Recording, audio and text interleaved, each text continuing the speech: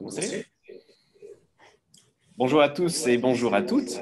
Je me présente Grégory Moulec. Donc, je suis professeur en médecine sociale et préventive à l'école de santé publique de l'Université de Montréal. Alors, je m'excuse, il y a peut-être un petit écho, mais on va résoudre ça rapidement. Ok, parfait. Donc, je vous souhaite la bienvenue à ce webinaire intitulé « L'activité physique, une stratégie pour promouvoir la santé mentale, prévenir et traiter les troubles mentaux », organisé par le regroupement stratégique santé mentale du réseau de recherche en santé des populations du Québec, en collaboration avec le réseau Calaxia. Avant de débuter, je vous informe que la séance sera enregistrée comme d'habitude pour ensuite être disponible pour rediffusion sur YouTube. Nos trois conférenciers du jour sont Isabelle Doré, qui est chercheure postdoctorale à la faculté de kinésiologie et d'éducation physique à l'Université de Toronto, Ahmed Romain, qui est chercheur postdoctoral au centre de recherche du CHUM, et puis Paquito Bernard, qui est professeur adjoint au département de kinanthropologie à l'UQAM. Et ils aborderont différents aspects de l'activité physique et la santé mentale. Suite aux présentations, nous aurons une période de questions et d'échanges avec vous, donc avec l'audience. Je vous invite à écrire dès maintenant et tout au long du webinaire vos questions pour nos conférenciers dans la section questions et réponses qui est située juste en bas de votre écran. Et nous vous suggérons d'écrire vos réponses également à tout le monde. Il suffit tout simplement de sélectionner l'onglet approprié car c'est plus convivial et permet à tous les participants de visualiser les questions. Pour toutes les autres questions, vous pouvez les écrire dans le module Converser et Denise, la coordonnatrice du regroupement santé mentale, se fera un plaisir évidemment de vous répondre. Je vous invite également à inscrire dans le module Converser le nombre de participants dans votre salle, si vous êtes plus d'une personne, et ces données nous seront extrêmement utiles. Enfin, je veux vous informer que vous recevrez dans les tout prochains jours un courriel pour l'évaluation du webinaire, ainsi que les liens pour obtenir le PDF de la présentation et visionner l'enregistrement de celui-ci. Donc, sans plus tarder, je vais céder la parole à notre première conférencière, qui est Isabelle Doré. Merci beaucoup, Grégory. Donc, bonjour à tous. Je m'excuse. Je vais certainement avoir besoin de l'aide de Denise parce que les diapositives ne se changent pas. OK, je pense que j'y suis. Non. Pardon, ça ne sera pas très long. Ça marche pas. T'avances? Oui, pas.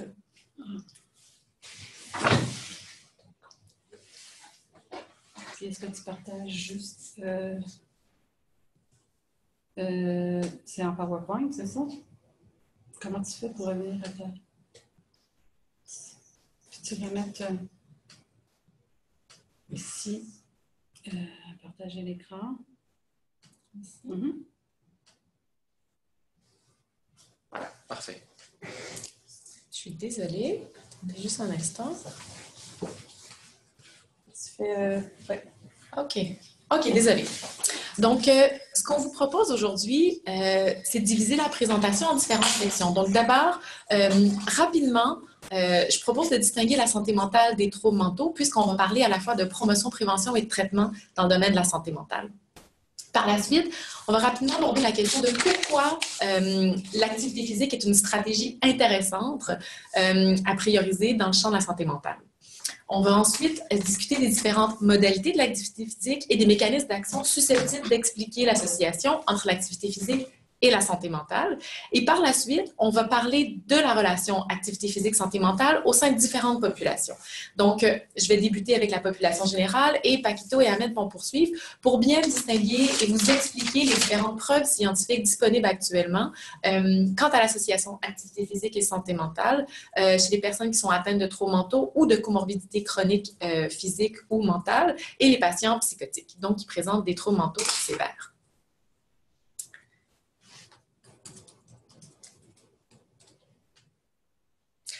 Donc, rapidement, selon une perspective plus traditionnelle, on définissait la santé mentale comme étant l'absence de troubles mentaux. Plusieurs travaux à la fois empiriques et théoriques ont permis de démontrer que la santé mentale était beaucoup plus justement définie par le modèle des deux continuums. Donc, ce que ça suppose, c'est qu'une santé mentale optimale est définie à la fois par l'absence de troubles mentaux, mais également par la présence d'un niveau élevé de santé mentale qu'on va mesurer généralement à l'aide d'indicateurs du bien-être. On fait référence au bien-être émotionnel, psychologique et social. Quand on parle de troubles mentaux courants, on fait généralement référence aux troubles de l'humeur, donc dépression, dysthymie, troubles anxieux, troubles liés à l'abus de substances, alcool et drogue. Les troubles mentaux sévères et persistants sont en fait des troubles psychotiques, parmi lesquels on retrouve entre autres la schizophrénie. Et quand on parle de comorbidité, comme on va le faire aujourd'hui, on va parler de comorbidité à la fois avec d'autres troubles mentaux, donc des troubles mentaux concomitants, ou avec des problèmes de santé physique, donc comorbidité, troubles mentaux, troubles physiques. D'où vient l'intérêt pour l'activité physique dans le domaine de la santé mentale? Donc, on sait que les troubles mentaux, notamment les troubles mentaux courants, sont en augmentation au sein de la population générale, tout particulièrement chez les jeunes en transition à l'âge adulte. On sait également que le fardeau des troubles mentaux, à la fois pour l'individu en termes de fonctionnement psychologique et social, et pour la société, en termes d'absentéisme au travail, de coûts économiques liés aux dépenses dans le milieu de la santé, sont grandissants. Donc, l'activité physique apparaît comme une stratégie prometteuse dans la mesure où c'est un comportement qui est modifiable. Donc, on peut intervenir soit en favorisant la pratique d'activité physique chez les gens par le développement de programmes, soit en modifiant la manière dont les gens sont actifs pour favoriser et optimiser les bienfaits sur la santé mentale. L'activité physique, contrairement à d'autres stratégies de promotion, prévention et de traitement dans le domaine de la santé mentale, jouit d'une très grande acceptabilité, comme étant une stratégie qui est favorable à la santé et qui est très peu stigmatisante. En fait, on sait qu'il existe de nombreuses interventions de programmes de promotion de l'activité physique qui sont déjà existants, que ce soit dans les écoles, dans les milieux de travail, dans les milieux hospitaliers, et qui ont été développés à la base pour prévenir ou pour traiter des troubles physiques, que ce soit pour intervenir au niveau de l'obésité ou différents aspects des maladies cardiovasculaires. Mais ces mêmes programmes, s'ils subissent de légères adaptations, peuvent tout à fait être indiqués et profitables pour la santé mentale. Donc maintenant, si on passe aux différentes modalités de l'activité physique favorables à la santé mentale. Quand on parle de modalité d'activité physique, la modalité probablement la plus courante qu'on va retrouver le plus souvent dans les articles scientifiques est le volume d'activité physique.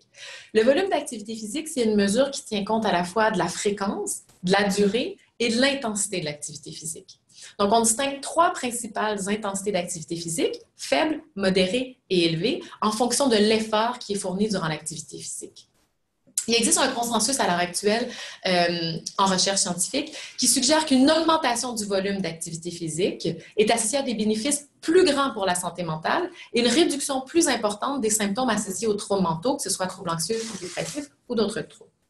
Donc, plus on augmente la fréquence, la durée et l'intensité d'activité physique, plus grands sont les bienfaits pour la santé mentale. Par ailleurs, même si les travaux sont moins nombreux dans ce domaine-là, une étude a identifié que le surentraînement, donc dépasser un certain niveau d'activité physique, les bénéfices étaient beaucoup moins importants pour la santé mentale et pouvaient même comporter des facteurs de risque des troubles mentaux. Un article récent propose une conclusion intéressante, à savoir que chez les patientes survivantes du cancer du sein, seule l'activité physique de faible et moyenne intensité est associée à une réduction des symptômes dépressifs, alors que ce n'était pas le cas pour l'activité physique d'intensité élevée. Une autre modalité de l'activité physique dont on entend beaucoup parler et qui est très intéressante, c'est le domaine d'activité physique, donc à savoir le contexte dans lequel l'activité physique est réalisée. On distingue 4 principaux domaines d'activité physique, donc l'activité physique de loisir, fait dans les temps libres, l'activité physique domestique, qui est liée aux tâches de la maison, donc jardinage, entretien ménager, l'activité physique dans les transports, donc pour les déplacements, pour se rendre au travail, à l'école, et en fait l'activité physique liée au travail ou plus spécifiquement à l'emploi, donc les gens qui ont un emploi qui va être demandant physiquement. Il y a plusieurs études qui ont permis de démontrer que l'activité physique de loisir, donc dans un contexte de temps libre, est associée à un plus faible niveau de symptômes dépressifs et à un niveau plus élevé de santé mentale. Il y a définitivement un consensus dans la littérature scientifique à propos de ce type ou ce domaine d'activité physique. Concernant les autres domaines, la littérature est peut-être un peu moins convaincante. Donc, il y a certains articles scientifiques, certaines études récentes qui ont démontré que l'activité physique domestique était associée à un niveau plus élevé de bonheur, défini comme le happiness ici. Cette étude, dans sa discussion, parce que les résultats qu'ils ont observés sont très différents des résultats qui avaient précédé, ils sont la première étude à clairement démontrer un lien entre l'activité physique de nature domestique et le bonheur ou un indicateur de santé mentale. Et ce qu'ils proposent, en fait, dans la discussion, ils disent que la manière de définir les activités domestiques aurait une très grande influence. Donc, ils ont défini les activités domestiques comme des activités liées à l'entretien du terrain, le jardinage, des choses comme ça, alors que d'autres études vont beaucoup insister sur les tâches ménagères lourdes, ce qui pourrait expliquer les résultats divergents en ce qui a trait les bénéfices sur la santé mentale. Une récente méta-analyse suggère que l'activité physique de transport, donc effectuée dans les déplacements, serait associée à un niveau de bien-être plus élevé. Par ailleurs, il y a certaines études qui ont démontré que les gens qui effectuaient un niveau d'activité physique plus élevé dans le cadre de leur travail, donc dans le cadre de leur emploi, étaient associés à un niveau plus élevé de symptômes dépressifs. Donc, ce serait un domaine qui serait défavorable pour la santé mentale. Une autre modalité de l'activité physique qui est étudiée depuis plus récemment, mais qui suscite beaucoup d'intérêt, c'est le contexte d'activité physique en lien avec le niveau d'interaction sociale susceptible d'être généré dans le contexte d'activité physique. Donc, on distingue 3 principaux contextes d'activité physique en fonction du contexte social, donc à savoir l'activité physique individuelle, l'activité physique en groupe informel qui peut prendre différentes formes. Donc, on peut penser à un cours de yoga, des collègues de travail qui vont courir sur l'heure du midi ou qui encore vont se rassembler dans le stationnement, par exemple, de l'usine pour jouer au hockey. Ou encore au sein d'une équipe sportive structurée et organisée. Donc, ce que la littérature nous indique, c'est que l'activité physique en groupe a une valeur ajoutée pour la santé mentale et la réduction des troubles mentaux, comparativement à l'activité physique pratiquée individuellement. Et ici, je pense que c'est important de bien nuancer ces résultats-là et de bien les expliquer. Ce qu'on veut dire, c'est pas que l'activité physique individuelle n'est pas associée à des bénéfices pour la santé mentale. C'est simplement que l'activité physique en groupe, donc en contexte social, a un bénéfice accru encore plus important que l'activité physique pratiquée sur une base individuelle. Plusieurs études ont ciblé le contexte d'équipes sportives et ont clairement démontré la valeur ajoutée de ce contexte social d'activité physique. L'activité physique en groupe informel a été beaucoup moins étudiée. J'ai mis un point d'interrogation parce que les évidences scientifiques ne sont pas concluantes à savoir s'il y a vraiment une différence par rapport à l'activité physique individuelle. Et c'est probablement dû, entre autres, à la difficulté de bien définir ce qu'on entend par groupe informel. Donc maintenant, on va passer rapidement à 4 principaux mécanismes d'action qui sont proposés pour expliquer et mieux comprendre le lien entre l'activité physique et la santé mentale. Et l'intérêt de regarder les mécanismes d'action, c'est notamment d'orienter nos interventions pour bien cibler ces mécanismes-là pour avoir un impact favorable sur la santé mentale. Donc, en ce qui concerne les mécanismes biologiques, très certainement, plusieurs études ont démontré que l'activité physique permettait d'agir sur l'action des neurotransmetteurs. Donc, tout d'abord en favorisant la sécrétion de sérotonine, entre autres, comme une des plusieurs monoamines qui peuvent être sécrétées par l'activité physique, qui est connue pour son effet antidépresseur et euphorisant, qui agirait directement sur le stress ou sur les pensées négatives. L'activité physique permet aussi la sécrétion d'endorphines, qui, pour sa part, est davantage connue pour son effet analgésique, donc interruption de la douleur ou des sentiments de difficulté en fait associés aux troubles de santé mentale. L'activité physique, en augmentant la chaleur corporelle, aurait également un impact sur la santé mentale à travers des mécanismes qui sont plus physiologiques cette fois-là. Donc, en augmentant la chaleur corporelle, l'activité physique favorise la circulation sanguine au cerveau, qui va avoir un impact direct sur le cortisol, qui est l'hormone du stress en fait, et qui permet de diminuer la réactivité physiologique qui est due au stress. Quand on parle des mécanismes psychologiques en lien avec l'activité physique et la santé mentale, on mentionne beaucoup l'importance de l'activité physique pour interrompre les pensées négatives. Donc, on parle de l'hypothèse de la distraction. L'activité physique vient centrer l'attention de l'individu ou d'un groupe d'individus sur autre chose que sur ses pensées négatives et aurait ainsi un impact favorable sur l'humeur.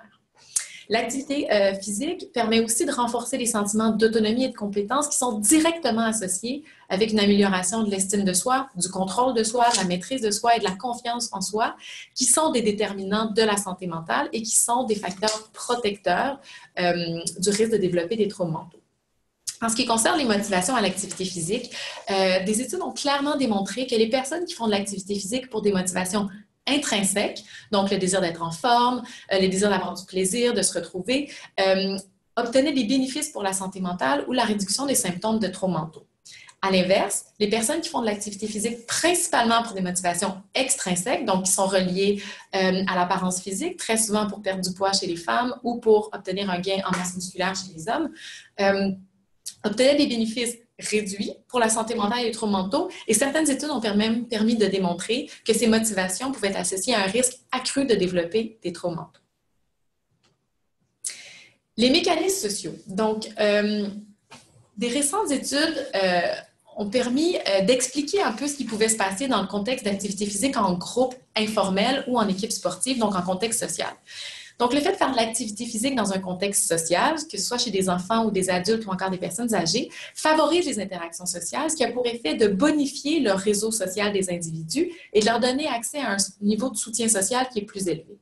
Donc, en situation d'adversité, les personnes qui bénéficient d'un réseau social qui est davantage élargi et diversifié pourront avoir accès à des stratégies qui vont à la fois permettre de maintenir un certain niveau de bien-être et une santé mentale et de prévenir le risque de développer des troubles mentaux. On sait aussi que le fait d'appartenir à un groupe favorise le sentiment d'appartenance, de connectivité sociale, de relations sociales avec les pairs et que ce sont des déterminants importants de la santé mentale et des facteurs de protection des troubles mentaux courants. Des mécanismes comportementaux qui sont de plus en plus étudiés, qui sont très certainement intéressants, sont liés entre autres au sommeil et aux mécanismes d'adaptation et d'autorégulation. Donc, l'activité physique permet d'avoir un sommeil d'une durée accrue, qui est beaucoup plus réparateur, donc améliore la qualité et la quantité du sommeil, réduit entre autres la période de latence avant de s'endormir et l'insomnie. Et on sait que tous ces facteurs-là qui sont associés au sommeil sont des facteurs de risque pour le développement de troubles mentaux. En ce qui concerne les mécanismes d'adaptation et d'autorégulation, les recherches sont beaucoup plus nombreuses, mais fort intéressantes. Donc, on nomme, entre autres, le yoga, les arts martiaux, qui permettraient, à travers la méditation, la concentration et la discipline, de favoriser l'adaptation et l'autorégulation, ce qui permettrait d'avoir un impact positif sur la santé mentale. Donc maintenant, très rapidement, quelques évidences scientifiques, quelques résultats d'études qui portent sur les effets de l'activité physique sur la santé mentale en population générale. Donc en ce qui concerne les enfants, les adolescents et les jeunes adultes, il a été abondamment démontré que l'activité physique permet de réduire les symptômes anxieux, les symptômes dépressifs, d'améliorer le bien-être et la santé mentale, mais également d'améliorer la persévérance et la réussite scolaire qui sont des indicateurs associés à la santé mentale. Plusieurs récentes études ont démontré que le contexte social en équipe sportive entraîne des bénéfices accrus, comme je vous l'ai dit tout à l'heure, comparativement à l'activité physique en contexte individuel. Par ailleurs, il y a des études qui ont démontré que l'activité physique peut avoir des effets néfastes sur la santé mentale, principalement des adolescents et des adolescentes qui souffrent d'un trouble de l'alimentation. Enfin, on a observé que les motivations extrinsèques, donc je vous le rappelle, les motivations à la pratique d'activité physique qui sont associées à des raisons liées à l'apparence, sont associées non seulement à une diminution de la pratique d'activité physique, mais également à des bénéfices réduits pour la santé mentale et même un risque accru de troubles anxieux et dépressifs. J'en parle très rapidement, mais on sait que la dépression périnatale et postnatale affecte une large proportion de la population, donc des femmes enceintes et des nouvelles mères. Ces populations-là sont à risque de développer des troubles dépressifs et à l'heure actuelle, la prescription d'antidépresseurs, la pharmacothérapie est de loin la stratégie thérapeutique la plus souvent employée auprès de ces populations. Or, on sait que l'activité physique après la grossesse est non seulement sécuritaire, mais elle permet de réduire les risques et les complications physiques. Donc, on parle de diabète gestationnel, de prééclampsie, d'accouchement prématuré, mais qu'elle permet aussi au niveau de la santé mentale de réduire le risque de dépression, qui favorise une image positive de soi, augmente le niveau d'énergie et permet, à travers des activités physiques qui sont souvent organisées spécifiquement pour les jeunes mères, comme le cardio-poussette, entre autres, de créer un réseau social qui, on le sait, est un déterminant de la santé mentale. Enfin, en ce qui concerne les personnes âgées, l'activité physique a un effet positif sur la santé globale des personnes âgées et particulièrement de la santé mentale également. Donc, on sait que l'activité physique permet de réduire le risque de maladies chroniques, que ce soit maladies cardiovasculaires, diabète, qui sont souvent concomitants chez les personnes âgées avec des troubles dépressifs ou des troubles anxieux. L'activité physique permet également de retarder le déclin des capacités fonctionnelles, Elle favorise le maintien des facultés cognitives et on pense entre autres à la mémoire, l'attention, le contrôle psychomoteur.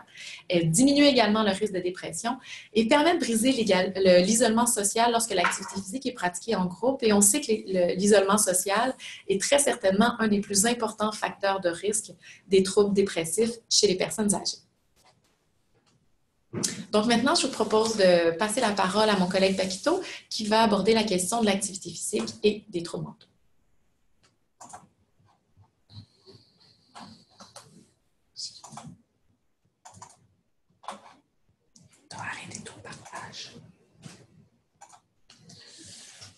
Bonjour à toutes et à tous. Écoutez, l'idée des quelques diapos que je vais vous présenter aujourd'hui, c'est d'attaquer le second axe de la modélisation de la santé mentale qu'Isabelle vous a présenté en introduction, c'est-à-dire de traiter de la question de l'activité physique et des bénéfices psychologiques de l'activité physique pour les personnes qui ont un trouble de la santé mentale.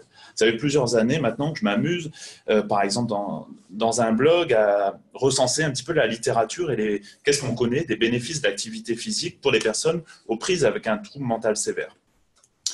Dès le départ, déjà au XIXe siècle, on avait des psychiatres dans des instituts psychiatriques qui mettaient en avant et qui soulignaient les potentiels bénéfices de l'activité physique pour les personnes accueillies dans des établissements de santé mentale, comme la gym, l'équitation, le jeu de billard, le canotage, mais aussi le vélo. Donc, on avait déjà une intuition clinique initiale des potentiels bénéfices de l'activité physique dans un cadre de troubles psychiatriques.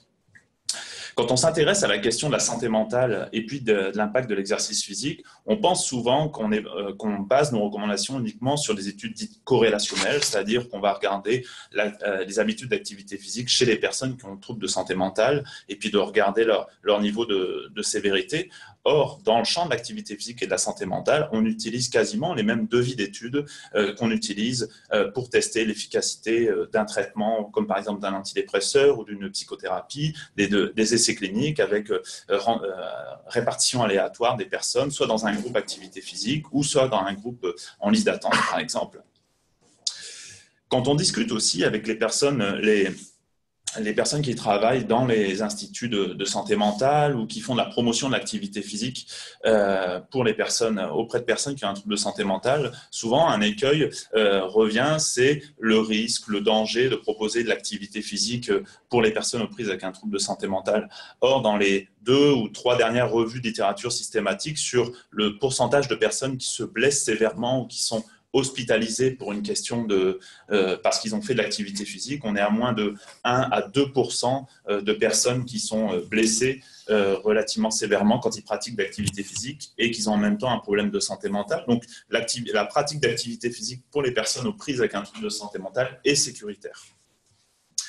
Brièvement, on vit aujourd'hui dans une société qui nous pousse à être de plus en plus inactifs. Quand on compare les habitudes d'activité physique chez les adultes canadiens par rapport aux personnes qui sont aux prises avec un trouble psychotique, les personnes qui sont hospitalisées dans un trouble, dans un établissement de santé mentale, les personnes aussi qui vont être touchées par un premier épisode psychotique, qu'est-ce qu'il faut retenir? C'est que ces personnes-là ont un niveau d'activité physique global beaucoup plus faible et sont globalement beaucoup plus sédentaires. Je vais traiter avec vous de quelques troubles et puis qu'est-ce qu'on connaît sur les effets de l'activité physique. On va commencer par les troubles dépressifs. Pourquoi? Parce que la littérature est surabondante. On a 20 ans, 25 ans d'études sur la question des bénéfices de l'activité physique pour les personnes qui sont touchées par un trouble dépressif. À tel point que maintenant, la littérature nous donne des informations sur les potentiels bénéfices de l'activité physique dans la promotion d'une meilleure santé mentale, dans la prévention et le traitement des troubles dépressifs modérés, et puis aussi quel impact l'activité physique peut avoir sur la question du rétablissement, c'est-à-dire de vraiment revenir à un seuil subclinique ou voire vraiment se rétablir d'un épisode dépressif majeur.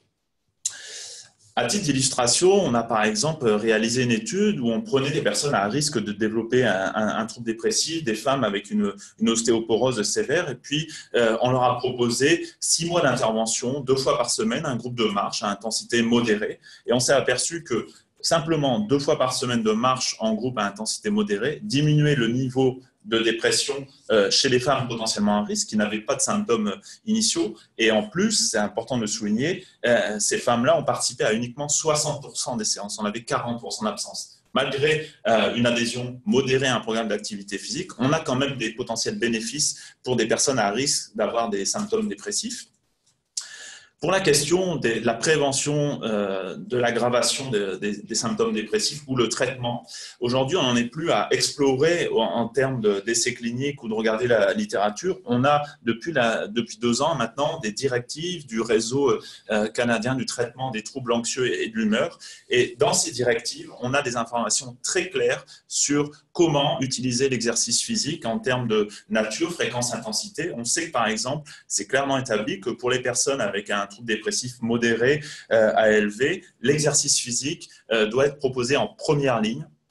On peut aussi proposer du yoga. Il y a des super études qui démontrent l'efficacité du yoga dans la diminution de la symptomatologie dépressive. Et puis pour les personnes, les adultes aux prises avec un épisode dépressif majeur, on a un début de preuve des bénéfices de l'exercice physique. Et puis ça peut être concomitant, soit une pharmacothérapie, soit une psychothérapie.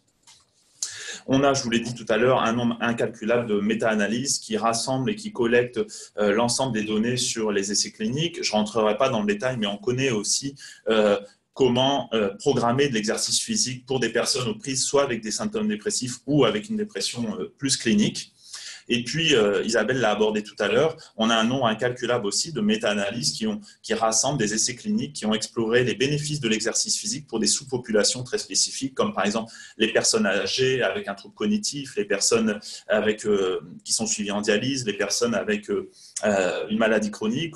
Pour illustrer ce propos, on sait aussi par exemple que l'exercice physique a des bénéfices pour la réduction des problèmes de dépression durant le traitement du cancer du sein, par exemple. Notamment ici, on a démontré il y a quelques années qu'un tout petit volume d'activité physique avait des bénéfices vraiment intéressants pour la diminution des troubles dépressifs durant le traitement d'un cancer du sein. Et puis sur la question du rétablissement, on a des premières preuves des bénéfices de l'exercice physique pour des personnes avec une dépression clinique. On sait par exemple qu'il y a les personnes qui sont suivies, traitées par antidépresseurs ou psychothérapie, qui deviennent actifs pendant leur traitement. C'est un facteur protecteur de rechute de dépression à long terme. Il y a aussi des effets catalyseurs avec la luminothérapie. Puis on sait que les patients qui sont actifs pendant une thérapie cognitive comportementale adhèrent plus à leur traitement. Donc on a aujourd'hui vraiment un niveau de preuve très intéressant des bénéfices de l'exercice physique pour l'ensemble du prisme des problèmes de troubles dépressifs.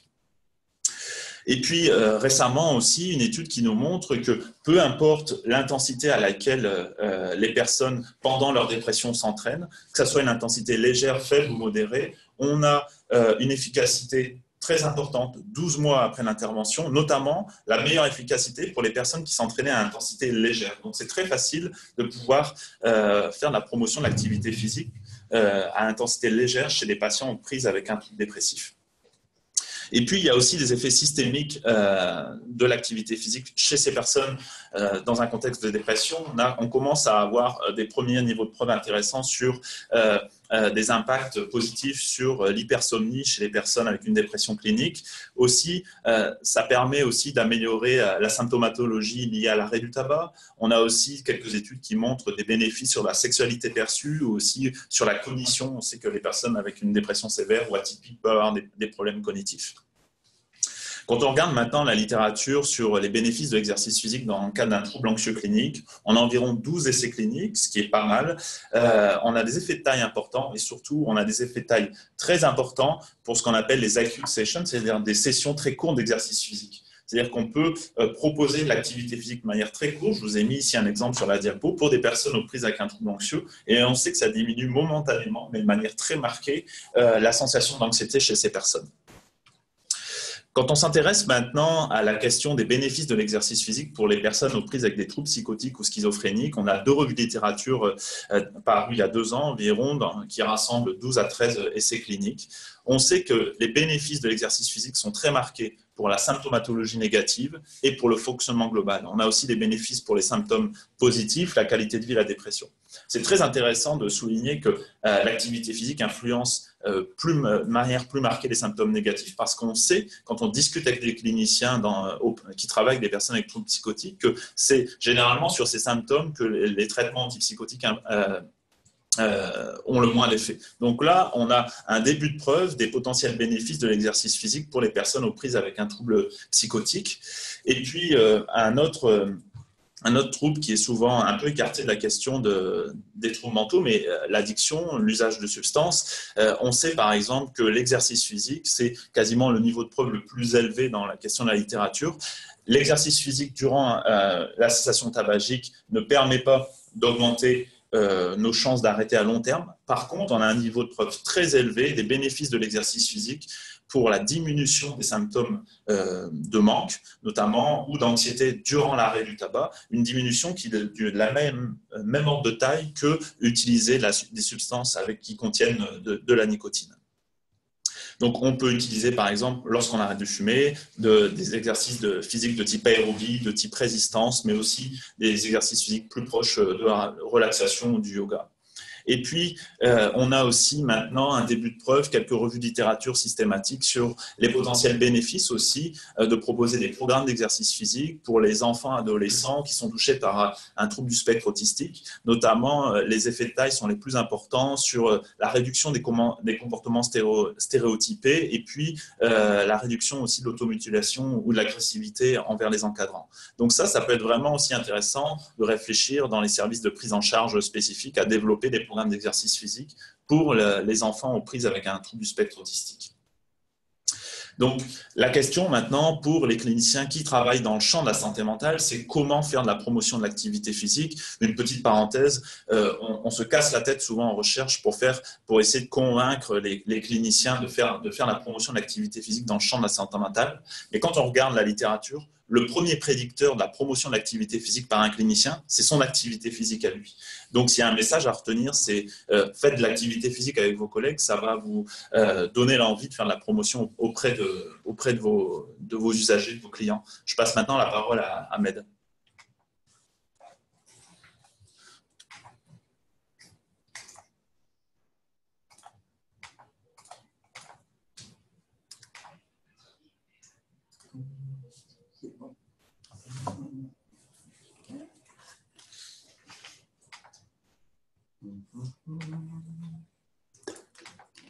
Caméra aussi. Oui.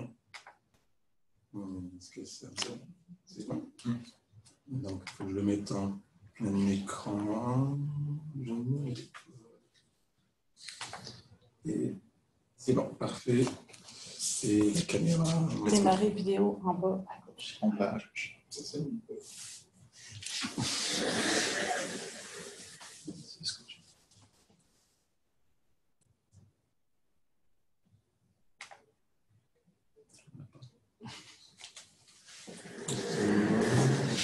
Merci de démarrer vidéo. C'est bon. On y est. Parfait. Donc, je passe en plein écran. Et ça part. Donc, l'objectif maintenant, ça va être de vous parler de l'activité physique chez les personnes ayant des troubles mentaux sévères. Il y a une chose qu'on oublie parfois, mais qui est importante de rappeler, c'est que les personnes avec des troubles mentaux sévères décèdent en général 20 à 30 ans plus jeunes que la population générale. Et cette surmortalité prématurée s'explique par l'apparition d'événements cardiovasculaires au cours justement de la vie de ces personnes-là.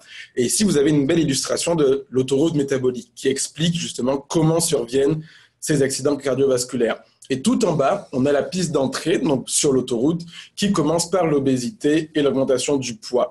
Et d'ailleurs, quand on parle des personnes avec des troubles psychotiques, la prévalence de l'obésité représente de 40 à 55% des individus. Et on sait qu'entre les comportements de santé et la médication antipsychotique, au fur et à mesure, les complications métaboliques finissent par se développer pour aboutir à ces accidents cardiovasculaires. Et quand on parle de la prise de poids sous antipsychotiques, vous avez ici un magnifique graphique qui explique à quel point cette médication, et notamment les antipsychotiques de seconde génération, favorisent grandement la prise de poids. Ce qui nécessite justement une obligation de développer des interventions pour permettre de favoriser la perte de poids, la gestion, la prévention des complications métaboliques chez les personnes ayant des troubles psychotiques.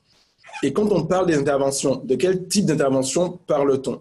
Il y a effectivement, d'un côté, les interventions pharmacologiques et il y a de l'autre les interventions non pharmacologiques. Et dans les interventions non pharmacologiques, on parle de l'activité physique et de la nutrition. Et ce qui est intéressant, c'est que quand on s'intéresse, que ce soit à la réduction du poids ou à la diminution des facteurs de risque cardiovasculaire ou encore dans la gestion du contrôle glycémique, les interventions non pharmacologiques et notamment celles qui incluent l'activité physique sont tout aussi efficaces que les interventions pharmacologiques. Ce qui veut dire qu'il y a une nécessité de se poser des questions de comment on peut implémenter l'activité physique chez les personnes ayant des troubles mentaux sévères. Et quand on parle de l'activité physique chez les personnes avec des troubles mentaux sévères, ici vous avez une étude qui a été faite à Montréal, au Québec, et qui a montré qu'un entraînement d'activité physique chez des jeunes adultes avec des troubles psychotiques permettait, dans un premier temps, de diminuer le tour de taille, mais également, dans un second temps, d'améliorer la santé cardiovasculaire. Ce qui montre effectivement que l'activité physique peut avoir un véritable impact auprès de ces populations. Puis ici, vous avez une des études qui est quand même parmi les plus connues, dans laquelle ils ont fait une intervention intensive de 18 mois. Dans cette intervention, il y avait des composantes motivationnelles, des sessions de gestion du poids en groupe et de façon individuelle, et également des sessions d'activité physique de groupe. Et ce qu'ils ont obtenu, c'est qu'avec le temps, on était capable de diminuer les problèmes de poids chez ces personnes avec des troubles mentaux sévères. Toutefois, il est important de rappeler que comme le poids n'est pas le principal facteur auquel il faudrait s'intéresser, il y a aussi la question des complications métaboliques. Et là apparaissent les méta-analyses. Ici, vous avez une méta-analyse qui a montré que quand on fait des interventions de modification du mode de vie sur le long terme auprès de personnes avec des troubles psychotiques, on est capable d'avoir des impacts sur le tour de taille, les triglycérides, la glycémie et l'insuline. Ce qui veut dire que l'activité physique peut donc aider dans la gestion de ces complications métaboliques sur le long terme.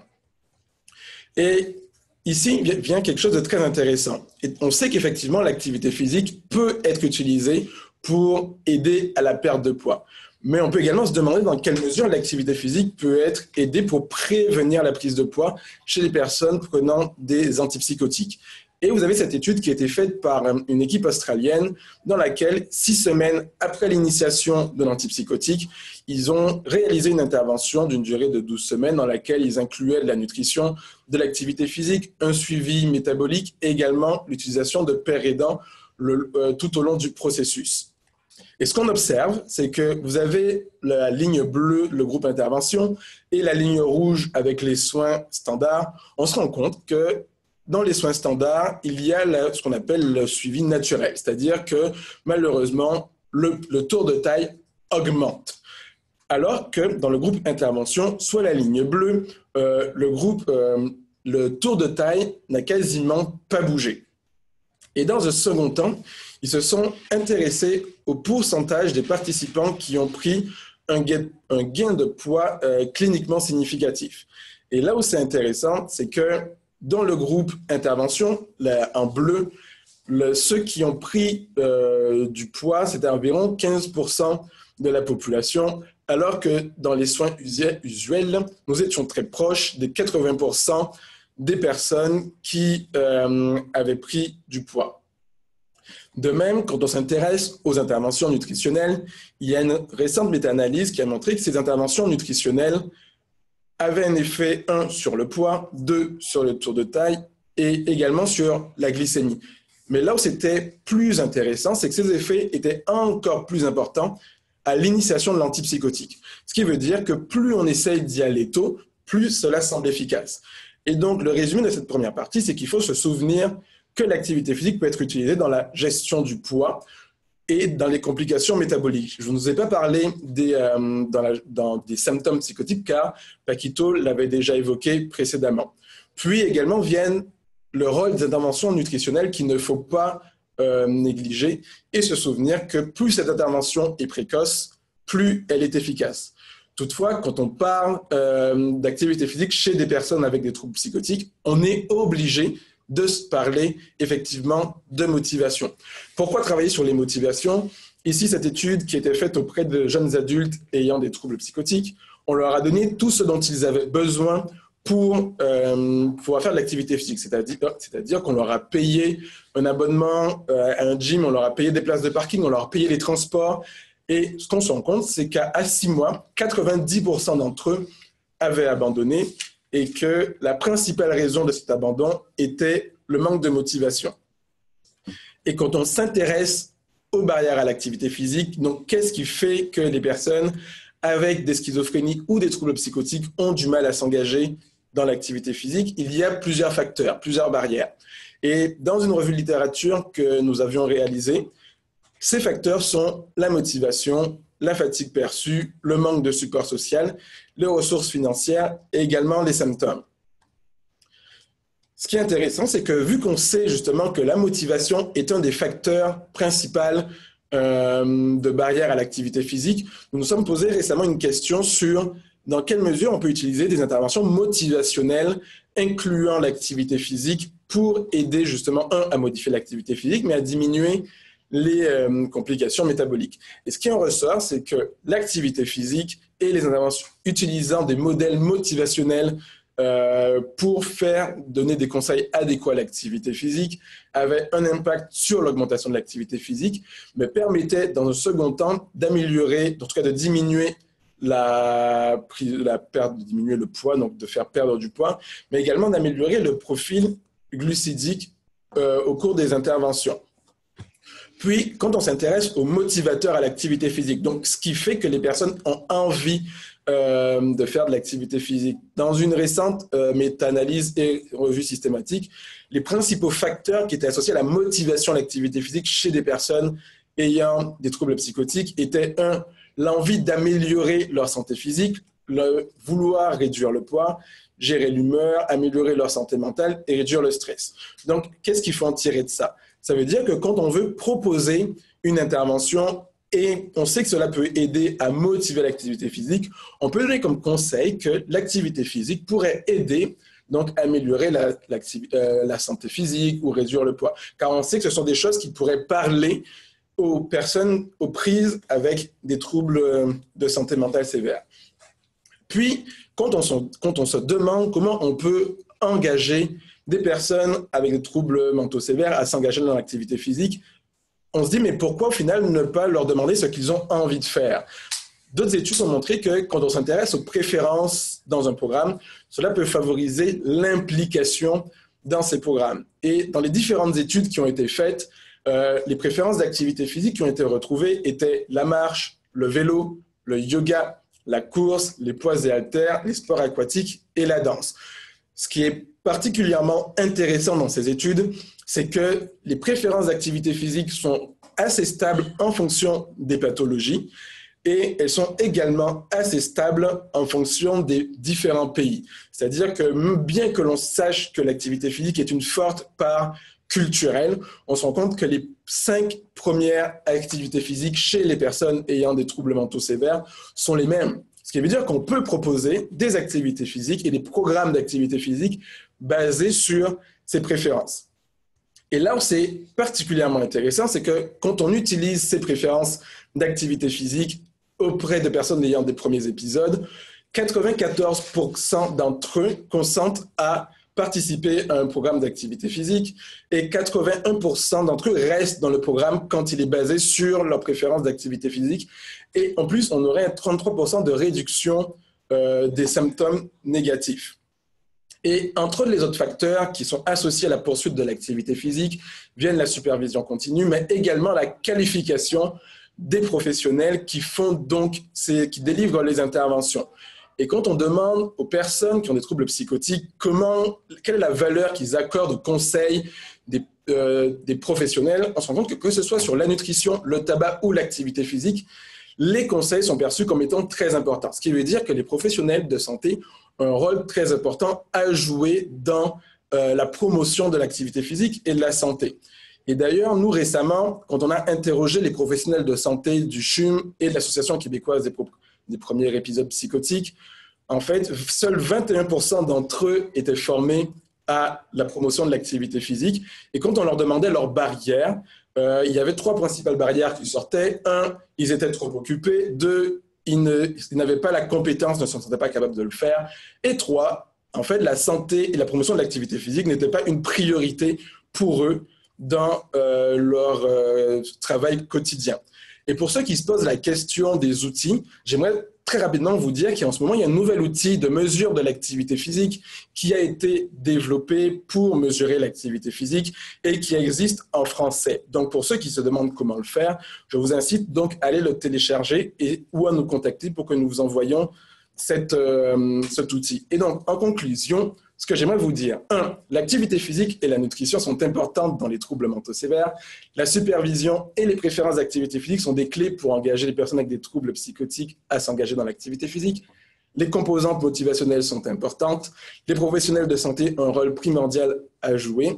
L'utilisation d'outils appropriés est largement recommandée pour mesurer nos effets. Puis vient en fait une réflexion sur les formations universitaires, c'est-à-dire dans quelle formation apprend-on aux étudiants, donc aux futurs professionnels, à faire de la promotion de l'activité physique. En kinésio, nous sommes déjà très largement déficitaires sur ces questions et je pense qu'il est important de se poser ce genre de questions pour le futur si nous voulons vraiment nous intéresser à la promotion de l'activité physique auprès de personnes ayant des troubles mentaux sévères. Et pour finir, je repasse la présentation à Paquito Bernard pour la conclusion.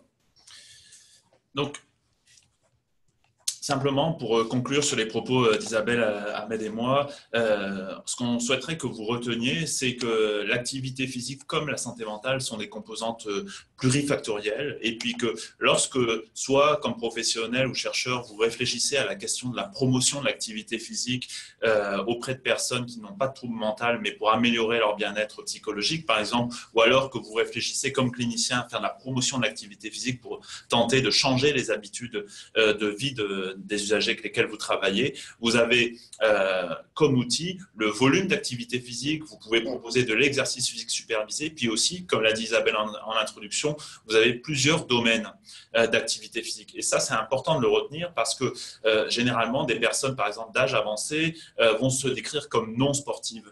Or, on peut, par exemple, utiliser les activités ménagères ou les activités physiques domestiques, comme par exemple faire le jardin, pour tenter de trouver des solutions avec ces personnes-là pour qu'elles soient plus actives. Et puis, on a les domaines, on a le volume, et puis il y a aussi ces différentes questions d'intensité. On a vu que par moment, ça pouvait majorer les bénéfices, par moment, ça n'avait pas réellement de différence entre les bénéfices pour la santé mentale dite positive ou la question des troubles mentaux. Donc vraiment, on espère que vous allez vous rappeler de cette diversité d'activités physiques. Merci à toutes et à tous. Ben, merci beaucoup, merci à tous. C'était vraiment très riche, beaucoup d'informations. On a quelques questions également. Donc, je vais tout de suite lire la première question qui est venue de Marc-Andrew Stéphane, qui dit « Il faudrait souligner que la mortalité précoce chez les personnes aux prises avec des problèmes sévères de santé mentale est en grande partie due à cause du taux élevé de tabagisme. » Donc, peut-être une question pour Paquito. Oui, vous faites bien de le souligner.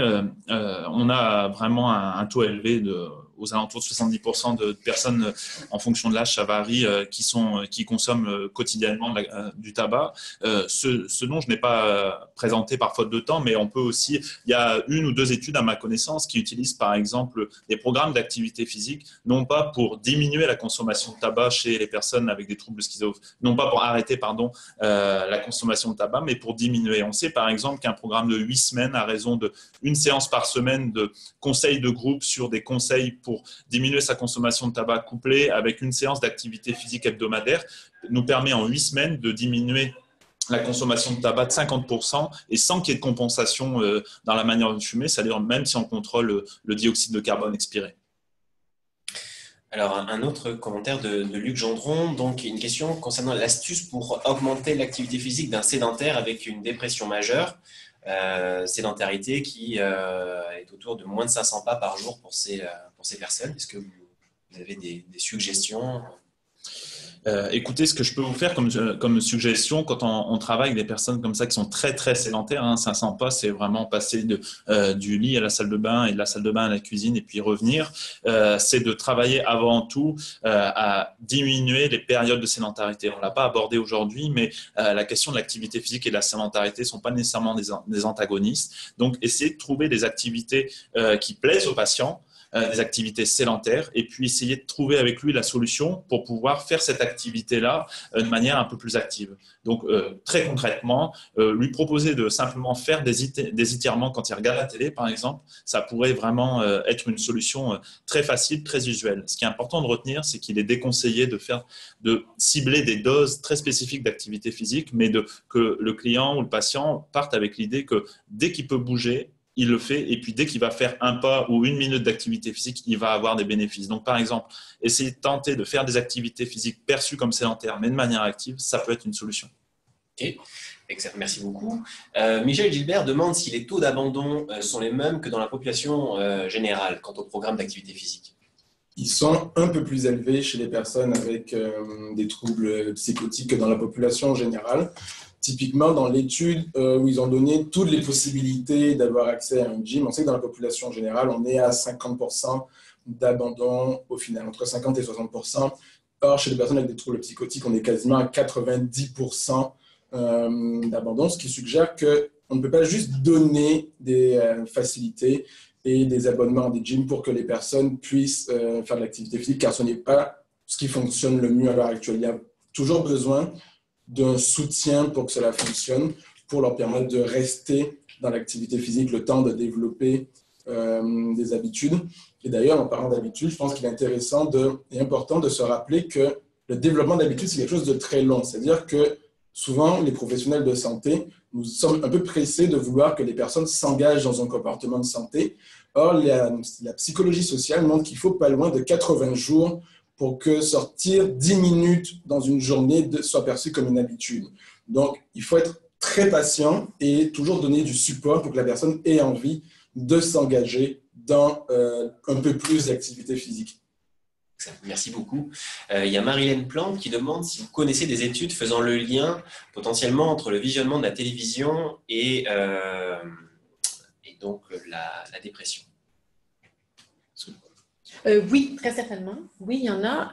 C'est peut-être des choses, en fonction des questions qui ont été posées, là, on pourrait peut-être les ajouter quand on vous enverra la présentation. Oui, chez les jeunes aussi, on parle beaucoup de jeux vidéo. Donc, ça, c'est vraiment en lien avec tous les comportements sédentaires. Et malheureusement, comme Paquito le disait, ça n'a pas été l'objet de la présentation aujourd'hui, mais on peut avoir des gens qui atteignent des recommandations en termes de niveau d'activité physique, par exemple, qui vont s'adonner à des activités physiques très intenses pendant une période relativement longue au cours de la semaine, qui vont avoir des activités très sédentaires le restant de la journée, et c'est associé effectivement à un risque accru de troubles mentaux courants, dont les troubles dépressifs. Donc oui, en ce qui a trait à la télévision, les jeux vidéo et autres activités sédentaires, et on pourra peut-être voir à vous mettre quelques liens vers ces études-là quand on diffusera la présentation. Merci beaucoup. Il y a Florence Desplanches qui demande s'il y a des pratiques prometteuses, des recherches en promotion, prévention, traitement, rétablissement sur des initiatives en santé mentale basées sur l'activité physique en milieu post-secondaire au Québec. Est-ce que vous auriez à partager des informations là-dessus? Pas à ma connaissance. C'est pas. En fait, je pense qu'il existe des initiatives qui sont implantées notamment dans les cégeps. Malheureusement, je pense qu'il existe très peu de publications sur ces initiatives-là. Il y a un article qui a été publié la semaine dernière qui est très intéressant, qui n'est pas nécessairement spécifiquement la santé mentale, mais c'est un article qui provient de l'expérience de l'organisation Déséquilibre, et je crois que certaines des personnes aujourd'hui sont présentes au webinaire. Donc, ce sont des initiatives de promotion de l'activité physique pour favoriser le développement psychosocial des jeunes, donc tous les jeunes en transition à l'âge adulte. Ils s'intéressent beaucoup aux dimensions sociales de l'activité physique, donc aux liens qui sont créés entre les jeunes durant la pratique d'activité physique. Donc, ces activités-là sont implantées, à ma connaissance, pas dans le milieu scolaire, mais les jeunes sont recrutés, par exemple, dans les milieux scolaires. Donc, je pense qu'il y a des choses qui se font. Il y a relativement peu de publications à l'heure actuelle, à ma connaissance, en tout cas, en ce qui a trait des initiatives de promotion de l'activité physique qui visent l'amélioration du bien-être et la réduction des troubles mentaux en milieu scolaire, malheureusement. Pas secondaire. Merci beaucoup, Isabelle. On l'a vu, le niveau de preuve est très, très élevé. Hein, les preuves s'accumulent. Et donc, il y a une question de savoir comment on pourra encourager les médecins, les psychiatres à parler plus d'activité physique plutôt que seulement de prescrire des pilules. Est-ce que ça devrait être moins payant selon… C'est de la formation. Je pense qu'il y a la nécessité de justement réfléchir à comment on peut modifier la formation. On peut prendre l'exemple des études médicales au Royaume-Uni où ils les ont transformées pour que les médecins apprennent à utiliser des modèles théoriques de motivation parce qu'ils se sont rendus compte que les médecins voyaient de moins en moins de maladies aiguës, mais qu'ils voyaient de plus en plus de pathologies chroniques. Donc, il fallait que les médecins soient armés pour faire face à ces nouvelles pathologies. Et ça fait partie des choses qu'il va falloir se poser pour le futur, de comment on peut intégrer ces modèles de motivation ou la promotion de l'activité physique dans les formations médicales. Et puis pour compléter la réponse d'Ahmed, ce qui est vraiment aussi important de noter, c'est que quand on regarde les études qualitatives qui s'intéressent notamment aux cliniciens, aux nurses dans le champ de la santé mentale, ce qu'ils se rendent compte, ce qu'ils ont besoin aussi, c'est d'intermédiaires sur le terrain, c'est-à-dire d'avoir des professionnels de l'activité physique ou de la thérapie physique vers qui ils peuvent aiguiller des patients.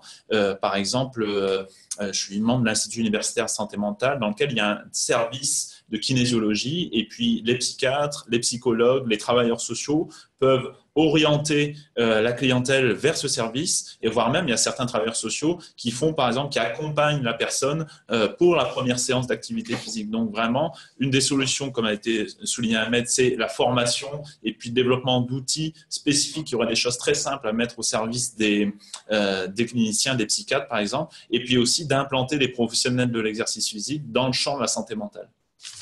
Merci pour ces précisions. Une question de Suzanne Gagnon. Une fois la personne remise en action, qu'elle a perçu donc les effets positifs de l'activité physique, est-ce qu'elle est condamnée à en faire tout le reste de sa vie pour maintenir son rétablissement? Ce qu'on espère, c'est qu'elle aime ça suffisamment pour qu'elle ne se sente pas condamnée à la pratique d'activité physique. Je pense que les mots sont relativement importants. Il ne faudrait pas qu'elle se sente condamnée. Tout l'intérêt de l'activité physique, c'est que ce ne soit plus une corvée. On veut que l'activité physique ça fasse partie du mode de vie de façon générale pour justement en garder les bénéfices. Et que plus elle le fera par elle-même, plus elle a des chances de le maintenir. Encore une fois, si vous regardez la diapositive qui reste affichée à l'écran, je crois, parler de l'activité physique comme une corvée quand on a une idée maintenant beaucoup plus vaste de ce que c'est l'activité physique pour une personne en rémission, par exemple, d'une dépression ou d'un autre trouble de santé mentale.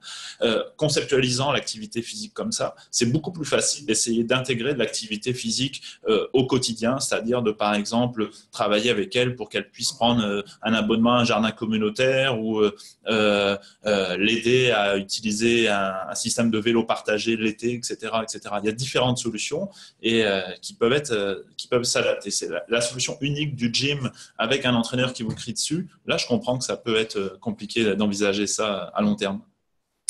Une nouvelle question de Marc-Andrew Stéphane qui demande: pouvez-vous spécifier davantage les sessions d'activité physique pour les personnes souffrant donc d'anxiété, plus précisément la durée des sessions et les moments auxquels il faudrait les faire? Est-ce qu'il faudrait le faire par exemple pendant les crises?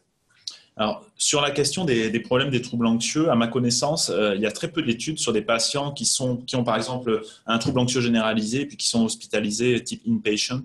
Et puis là, on regarde l'effet de l'exercice physique durant l'hospitalisation. On sait, il y a ce type d'études chez les personnes aux prises avec un trouble dépressif. On sait qu'un minimum pour des personnes hospitalisées, ce qui a déjà été testé, c'est des sessions d'exercice physique de 20 minutes d'activité physique type aérobie. Donc exactement, par exemple, si vous étiez sur un ergocycle à une intensité modérée. Une intensité modérée, c'est une intensité qui correspond à quand vous marchez vite parce que vous avez peur de rater le bus ou le métro. Donc ça peut être exactement très facilement implémenté dans un service avec une salle où il y a un ergocycle, ça peut être supervisé ou non, et puis permettre à certains patients hospitalisés de pouvoir utiliser, comme je le proposais tout à l'heure, l'exercice physique aérobie de moyenne intensité comme un sas de décompression temporaire. Merci beaucoup. Une question de François Gendreau qui demande: je trouve intéressant l'activité physique dans les problématiques de santé mentale, mais il est souvent difficile d'avoir l'aval de nos gestionnaires de programmes de santé mentale. Est-ce que vous auriez une expérience à nous partager qui pourrait nous être utile pour sensibiliser nos gestionnaires? Moi, je peux relater une étude que je n'avais pas le temps de présenter aujourd'hui, Ce qu'on a fait, c'est qu'effectivement, pour convaincre des gestionnaires, il faut leur montrer que ça marche. Donc, pour marcher, il faut que les cliniciens fassent la promotion de l'activité physique. Et nous, ce qu'on a fait, c'est qu'on avait entraîné un infirmier à faire la promotion de l'activité physique auprès des personnes avec des troubles psychotiques. Et on a vu les résultats, c'est-à-dire diminution de la sédentarité et augmentation de l'activité physique.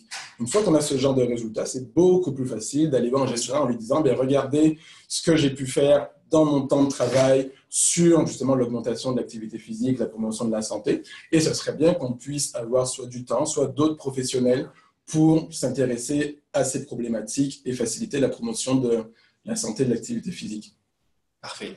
Un commentaire plus qu'une question. Donc, Céline Michel qui dit « Une personne dépressive en arrêt de travail qui ne prend pas de médication et qui va privilégier l'exercice physique comme traitement risque d'avoir des problèmes auprès de son assureur. » Donc, selon elle, la sensibilisation devrait aussi se faire à ce niveau. Certainement. Voilà, écoutez, je crois qu'on a terminé les questions, j'en vois pas d'autres, donc je tiens vraiment à remercier chaleureusement nos 3 conférenciers du jour, donc Isabelle Doré, Ahmed et puis Paquito. Donc j'ai un grand plaisir d'avoir pu animer cette séance parce que c'est 3 personnes que je connais par ailleurs et avec qui j'ai le plaisir de collaborer, et pour certains depuis très longtemps, même la France et Montpellier. Je remercie également la coordonnatrice du regroupement, Denise, qui a donc organisé et géré ce webinaire vraiment de manière incroyable, comme toujours. Donc, il y a toujours un petit peu d'anxiété, mais on l'était tous, et c'était parfait. Donc, merci beaucoup, Denise. Et je vous rappelle que vous recevrez un courriel dans les jours qui vont suivre avec toute l'information qui concerne l'enregistrement de cette conférence, et également le PDF. J'ai vu qu'il y avait quelques questions sur l'accès à cette présentation, donc vous aurez bien accès à ce PDF. Donc, merci à tous d'avoir participé à cette dégustation de savoir et je vous souhaite à tous une très belle journée. Merci. Merci. Au revoir.